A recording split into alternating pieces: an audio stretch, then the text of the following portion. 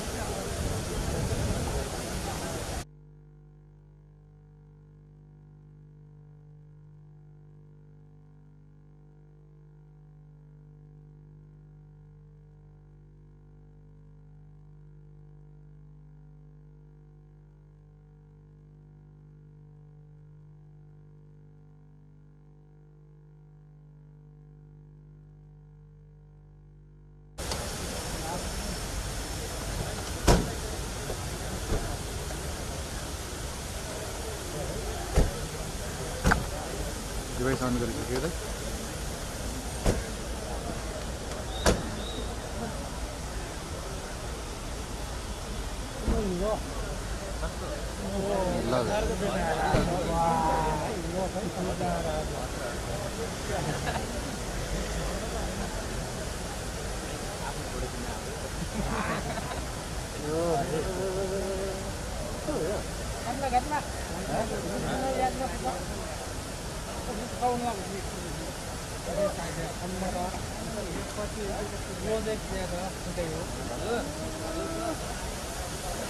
तिम्रो क्यामेराले मलाई उ गरे कि अलिकति पछाडि हो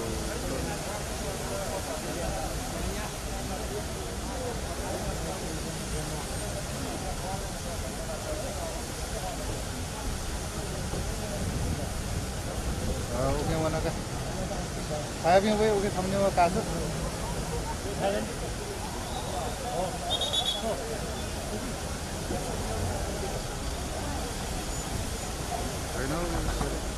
डिस्टर्ब गरे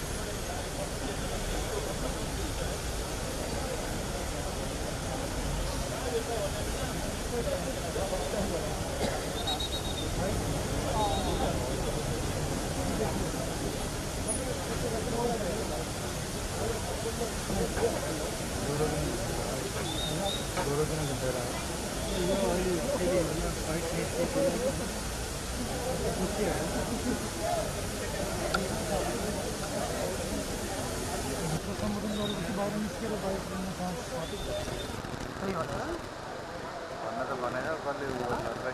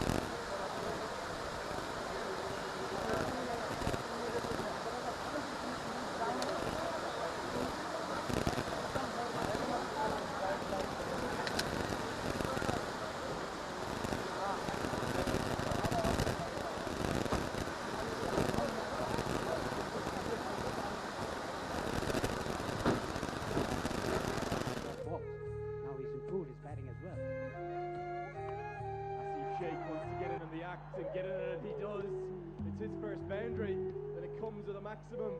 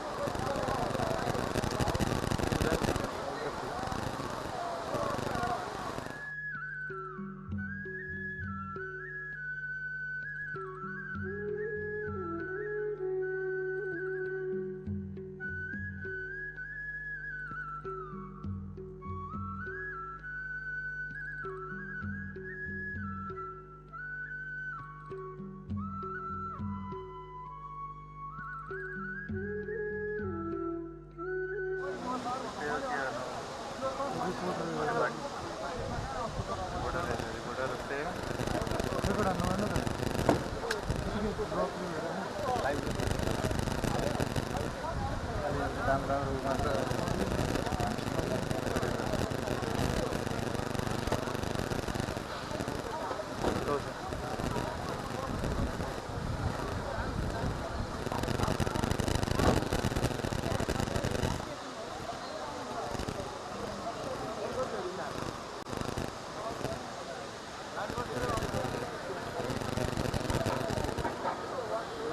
प्लान गर्दै बनाएको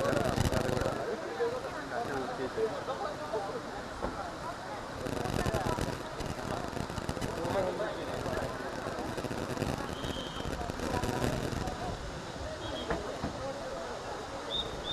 छ सर तेरो सबै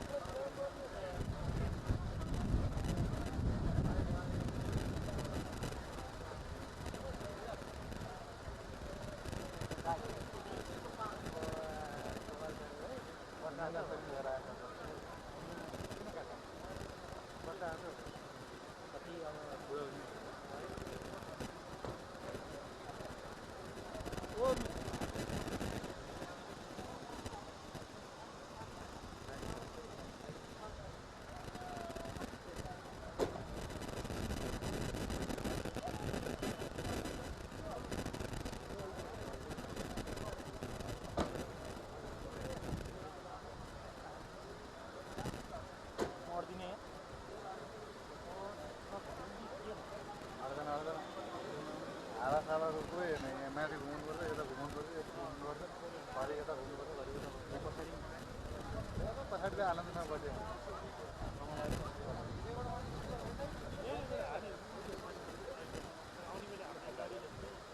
गाडी भने मात्रै हो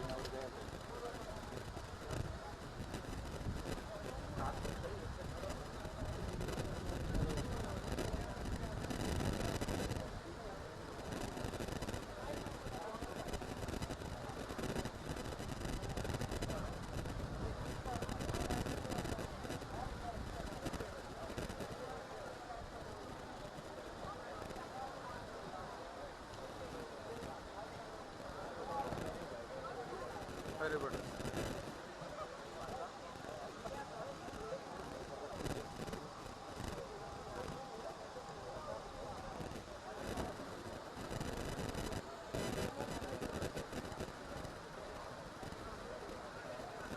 भाइ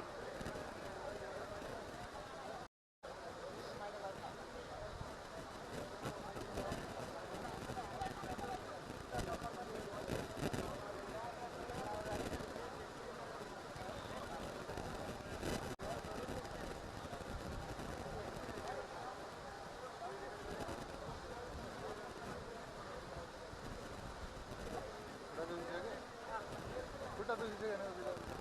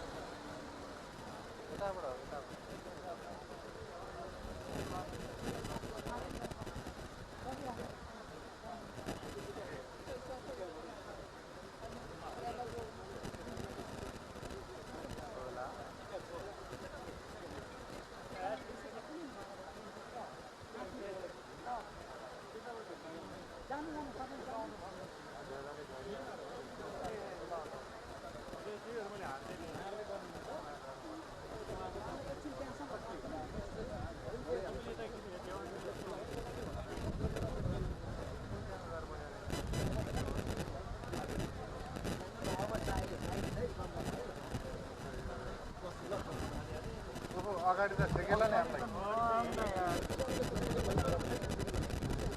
ओए ओए ओए ओए जोगिएर है ल ल अगाडि उठ्न चाहिँ नपाएँ है अगाडिको म बोल्छु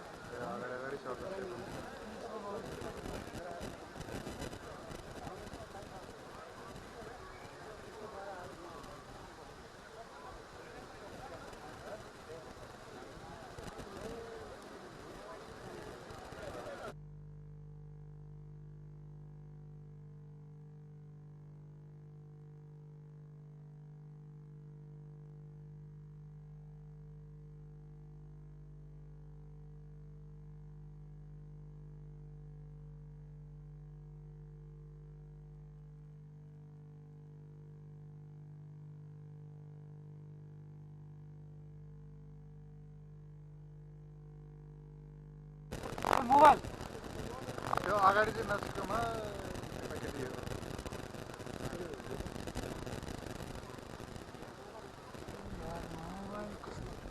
मोबाइल के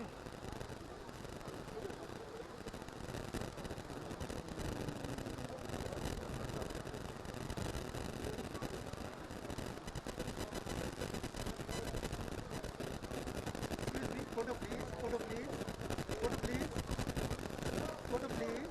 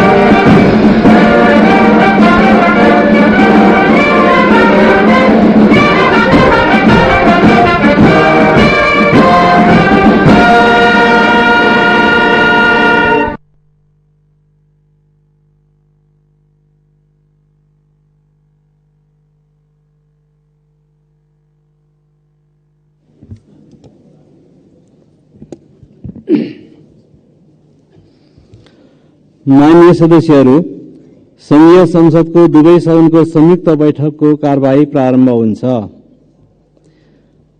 माननीय सदस्यहरू, नेपालको औपचारिक भ्रमणमा रहनुभएका संयुक्त राष्ट्रसङ्घका महासचिव महामहिम एन्टोनियो गुटेरेसलाई संयुक्त सदनको तर्फबाट म स्वागत गर्दछु। Honorable MPs,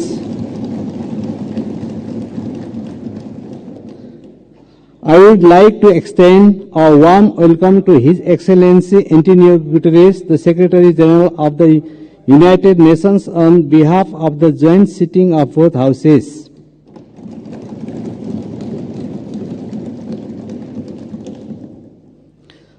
माननीय सदस्यहरू, म महासचिव महामहिम एन्टोनियो गुटेरेसलाई संघीय संसदको दुवै सदनको संयुक्त बैठकलाई सम्बोधनको लागि अनुरोध गर्दछु।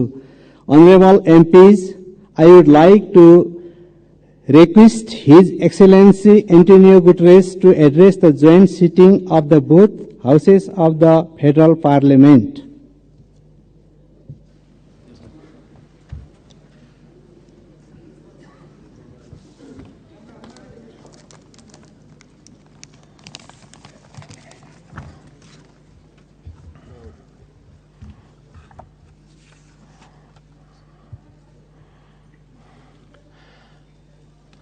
Your Excellencies, the two presidents of the two houses of the Nepalese Parliament, Excellencies, distinguished ministers, parliamentarians, and friends. Allow me, before I start, to express my deep gratitude for the wonderful hospitality that the government and the people of Nepal has provided to me during these 3 days. All the facilities that were put at my disposal have transformed this visit in an enormous success. I learned a lot, and I commit to use what I learned to support Nepal in your struggle against climate change and for development of your country. When I am here, I am twice at home. I'm at home because I am in Nepal, and I'm at home because I am in a parliament. And I was 18 years in my own parliament. So allow me to call you dear colleagues. It is an honor to be here with you today and a privilege to be back in beautiful Nepal. My first visit was in 1978. And every time I have visited, I have been astounded. And this trip has been no exception. What I've seen and experienced in the past few days will stay with me always. The sunlight hitting the Himalayas, the warmth of the people, the richness of your cultural diversity, and of course, the sanctity of Lumbini. I thank the government of Nepal for your invitation, your hospitality, and your welcome to me and to my delegation. Excellencies, we meet today amidst a world in turmoil. Decades of progress on poverty and hunger are being reversed in large parts of the world. Inflation is undermining households and national budgets. Families and countries alike face financial crises. Women are underrepresented and underpaid. And I recognize the enormous effort that Nepal is doing in the way for gender equality, full gender equality, and I praise your efforts and its results. Violence and conflict abound. While the conflict in the Middle East is thousands of miles away, Nepalis were among the many victims of Hamas' brutal attacks in Israel. I send my sincere condolences to the families of the 10 Nepalese students who were killed and express my best wishes for the safe return of Mr. Bipin Joshi, who is missing. Distinguished parliamentarians, As geopolitical tensions rise, global divisions are becoming deeper and more dangerous. And smaller countries fear becoming collateral damage in competition between the great powers. And climate catastrophe is accelerating with a deadly force. In responding to this crisis, the world could learn much from Nepal. This country is a promoter of peace, a champion of multilateralism, and a staunch supporter of sustainable development and climate action. Nestled between two great powers, you have forged your own paths to safeguard your sovereignty and your independence. And your journey over the past 20 years has been wonderful to see. A new republic with a new constitution as the UN Charter at its heart. You were quick to embrace the Sustainable Development Goals and are making progress on many of them, independently of the difficult financial conditions that developing countries face in today's unfair world. Your country has successfully calmed the storms of conflict and moved from war to peace, a process the United Nations has been proud to support. Dear parliamentarian colleagues, Nepal does not stand still. Your dynamic story of progress continues today. Your graduation from least developed countries status is imminent, and the United Nations is committed to supporting a smooth transition. And you are preparing the final stages of our Nepal's-led peace process, healing the wounds of war through transitional justice. A process to bring peace to victims, families and communities haunted by questions and scared by injustice, and help put the past to rest. Transitional justice can play a vital role in securing lasting peace, but we all know it's not easy. By nature, is a delicate and complex process. We know that transitional justice has the greatest chance of success when it is inclusive, comprehensive, and has victims at its heart. When it centers on truth, reparation, and justice, when women participate fully, and when all victims of human rights violations can find meaningful redress. And I welcome efforts here in Nepal to drive progress and find solutions in this regard. And I want to tell you are not alone. The United Nations, respecting the Nepalese leadership of this process, stands ready to support you with your victim-centered process and its implementation in line with international standards, your own Supreme Court's rulings. The United Nations and Nepal are old friends. Our cooperation runs deep. Nepal has long been a cherished member of the UN family and a powerful voice for developing countries, most recently as chair of the Least Developed Countries Group. And this relatively small country compared with the big powers has made an outsized contribution to international peace.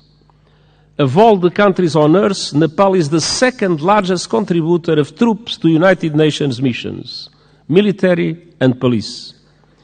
I'm sincerely grateful to the Nepali people for their dedication, their courage, and their service in peacekeeping. And I would like to take a moment and ask for one moment of silence to honor those Nepalese who have lost their lives serving under the blue flag.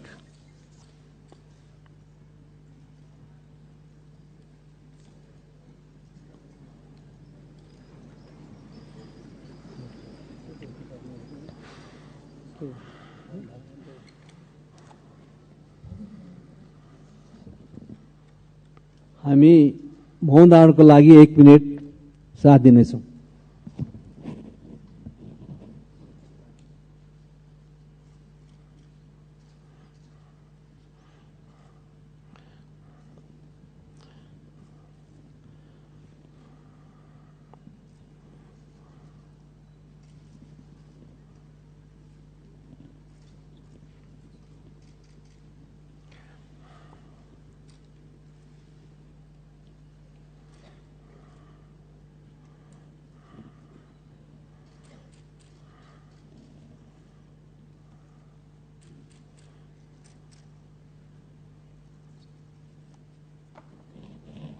Thank you.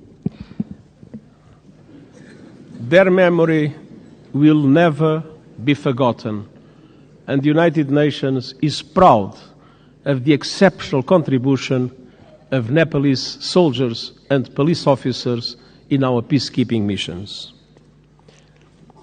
Dear parliamentarian colleagues, on climate action, Nepal is a frontrunner. You are on target to reach net zero emissions by 2045. Thanks to extraordinary reforestation efforts, trees now cover almost half of the country. And you are one of the pioneers of the Early Warning Systems for All initiative, which aims to protect every person on Earth by 2027. Yet global crises are hitting Nepal hard, as they are developing countries around the world.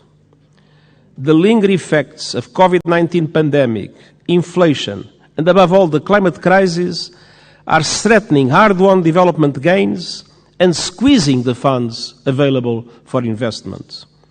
Nepal contributes a minimal fraction of a percent, 0.000%, to global emissions. But monsoons, storms, landslides are growing in force and ferocity, sweeping away crops, livestock, and entire villages, decimating economies and ruining lives.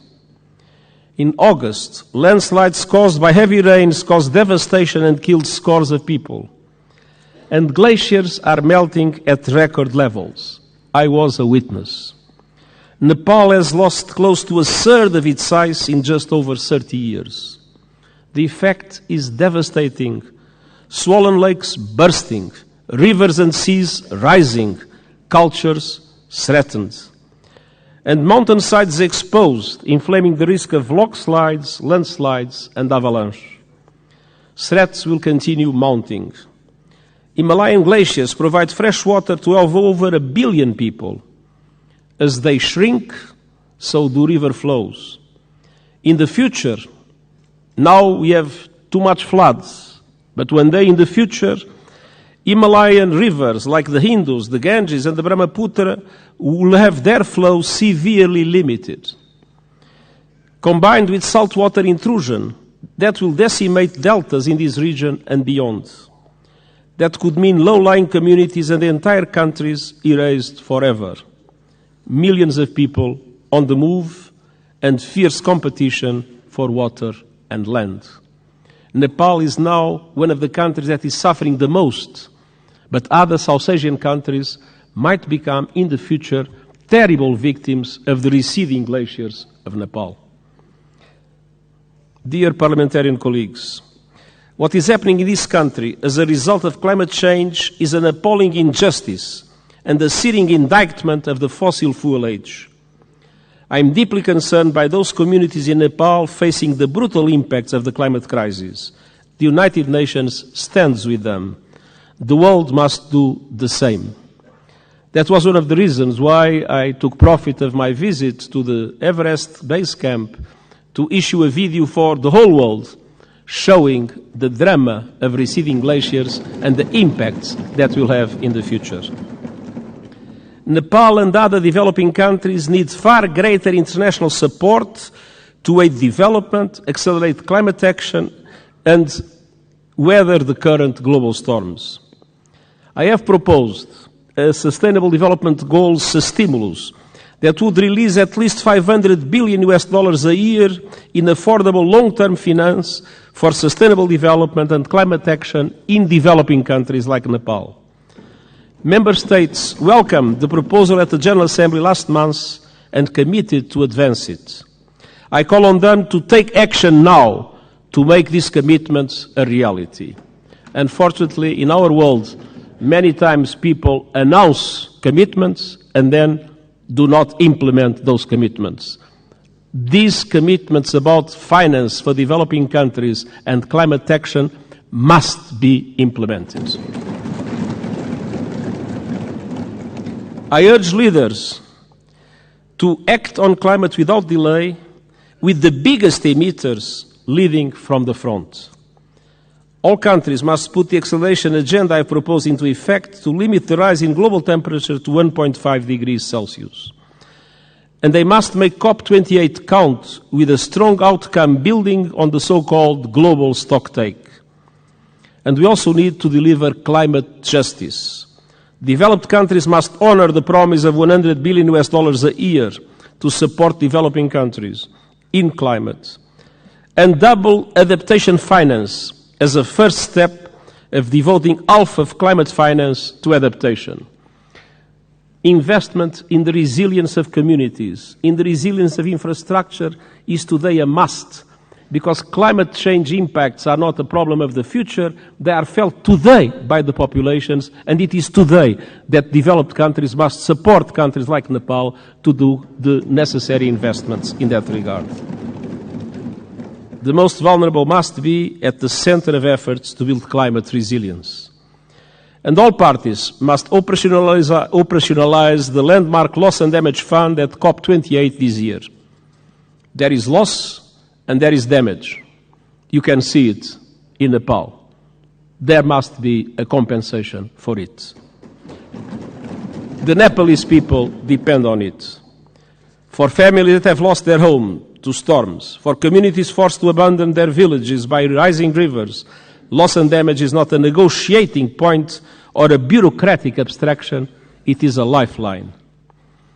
Dear parliamentarian colleagues, Nepal has long been a friend to the international system, and today their system is in dire need of refresh, revitalization and reform. The world is in a state of flux. It is moving towards multipolarity, and that is a good thing. A multipolar world provides new opportunities for leadership and balance on the global stage. But this new dynamic requires strong multilateral institutions to maintain peace. History shows us that. At the beginning of the 20th century, Europe was multipolar, but without strong multilateral institutions, it descended into war that engulfed the world. That is not a risk we can take. We need strong international reformed institutions that reflect the realities of today. But ours, like the Security Council or the Bretton Woods system, mirror the world in which they were founded almost 80 years ago. They correspond to 1945. They do not correspond to what is the world in 2023. That must change. Developing countries must have far greater representation in international institutions. I have called for reform of the outdated United Nations Security Council. And I have proposed measures to reform the global financial architecture so that it better represents developing countries and responds to their needs. And these proposals are gaining traction at this year's United Nations General Assembly and beyond. But of course, there is always the resistance of those that benefit from the present unfair systems. The United Nations Summit of the Future next year is an important chance to push further progress, and I count on Nepal's support to help make the change we need a reality. Dear parliamentarian colleagues, multilateralism must both reflect the world and respond to it. That means creating the institutions and tools we need to address new threats and to seize new opportunities. Today, technology is an example of both. It can solve problems and spur development, or it can entrench divisions and inflame inequality. Today, it's doing too little of the former and too much of the latter. We need a global response to the technologies that are changing the world at astonishing speed, to harness them for the good of humanity. And all countries must have a say, not only the most rich countries in the world that have more resources to develop those new technologies. My high-level board on artificial intelligence includes experts from G77 countries, the Global South. It will report this year, so member states can consider global governance options for artificial intelligence. And it must also bring the benefits of technology to all and ensure that a new technological era, no one is left behind. This is the purpose of the Global Digital Compact the United Nations is proposing. It aims to bring together governments and industry to ensure that technology works for all and accelerate the Sustainable Development Goals. And I hope the Summit of the Future will be an excellent chance to push progress. As a steadfast champion of multilateralism, peace, and developing countries' interests, Nepal will be a vital ally at the summit. Dear parliamentary colleagues, it has been my great pleasure to visit this extraordinary country over the past few days. What I've seen confirms a simple truth. Nepal is a friend of the world, so the world must be a better friend to Nepal. And the United Nations will never stop fighting to make that a reality, and I thank you.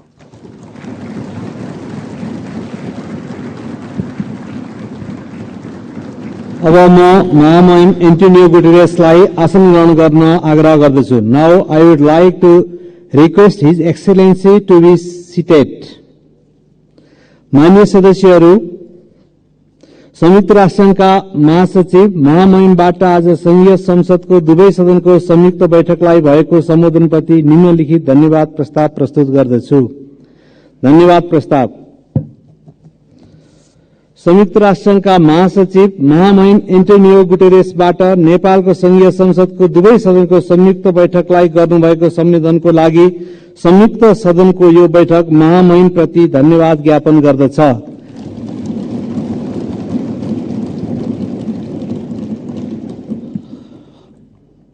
Motion of thanks.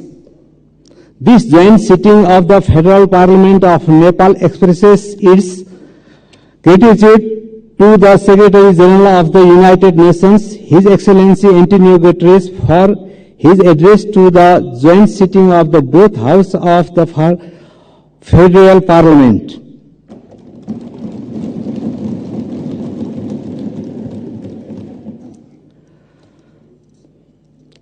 मान्य सदस्यहरू, उक्त धन्यवादको प्रस्तावलाई सहमति जनाइदिनु म आग्रह गर्दछु.